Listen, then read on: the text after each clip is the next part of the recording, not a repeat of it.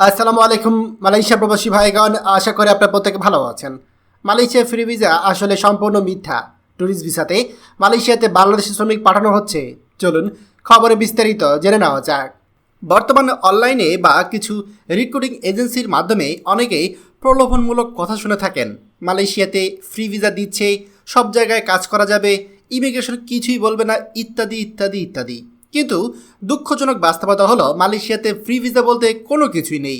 এটি নিছক একটি মিথ্যা প্রচারণামূলক প্রচারণা, যার ফাঁদে পড়ে বহু বাংলাদেশি শ্রমিক প্রবাসে গিয়ে বিপদে পড়েছে। মালয়েশিয়ার নিয়ম অনুযায়ী যে কোনো শ্রমিক বা কর্মী একটি নির্দিষ্ট কোম্পানির অধীনে ভিসা পান, অর্থাৎ একজন কর্মী শুধুমাত্র সেই কোম্পানিতে কাজ করতে পারবেন যার নামে তার ভিসা ইস্যু হয়েছে। এই ভিসা সাধারণত জেনারেল ওয়ার্কার বা কনস্ট্রাকশন ওয়ার্কার ধরনের হয়, যা নির্দিষ্ট খাত বা কাজের ধরন অনুযায়ী সীমাবদ্ধ।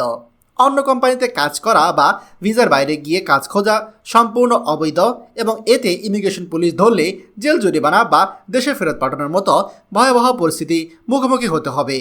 যখন মালয়েশিয়াতে কলিং ভিসা চালু হয় বা অবৈধদের বৈধ করার সুযোগ আসে, তখন কিছু লোকাল কোম্পানি বা বাংলাদেশি এজেন্ট বা দালালদের যোগসাজশে বড় আকারের প্রতারণা চালু হয়ে যায়। যেমন সেখানে 20 জন লোকের প্রয়োজন, সেখানে তারা ভিসা নিয়ে আসে 80 থেকে 100 জনের। ফলাফল, কোম্পানির প্রয়োজন 20 জন, বাকি সবাইকে কাজ না দিয়ে তারা ফেলে রাখে। অনেক সময় বলা হয় নিজেদের কাজ নিজেরা খুঁজে নিন, আবার কারো কারো পাসপোর্ট ভিসা আটকে রেখে অতিরিক্ত টাকা দাবি করা হয়। এইসব কোম্পানিকে অনেকেই এজেন্ট কোম্পানি বলে, কারণ তারা মূল ব্যবসা করে শুধু ভিসা দেওয়ার মাধ্যমে। বছরে বছরে ভিসা নবায়ন করে টাকা নেয়, অথচ প্রকৃতপক্ষে কর্মীদের জন্য স্থায়ী কাজ বা নিরাপত্তা নিশ্চিত করে না।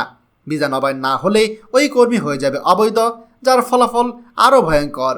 যেহেতু খুব শীঘ্রই আবার কলিং ভিসা চালু হচ্ছে, আমাদের প্রবাসীদেরকে সতর্ক হতে হবে। আমরা দেখতে পাচ্ছি যে কলিং ভিসার আলোচনা প্রায় কনফার্মের দিকে। ইতিমধ্যে নানা জল্পনা কল্পনা চলছে। এই সময়ের বেশিরভাগই দেখা যায় এই ভুয়া ফ্রি ভিসার বিজ্ঞাপন বা দালালি প্রলোভন এবং প্রতারণা বেড়ে যাবে। যারা এখনই সতর্ক না হবেন, পরে কিন্তু তারা কাজবিহীন, পাসপোর্টবিহীন বা অবৈধ হয়ে পড়ে যাবেন ভয়াবহ বিপদে।